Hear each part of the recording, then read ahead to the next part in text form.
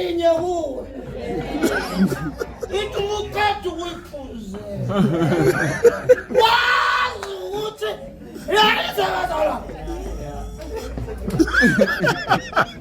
Thelelo. Amen. Itoneli izolo. Utshwala.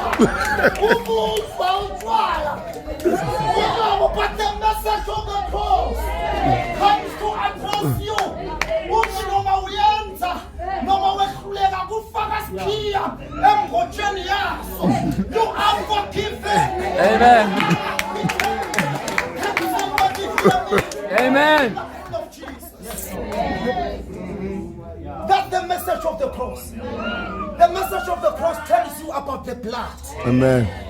And the blood flows from that same cross. So the flowing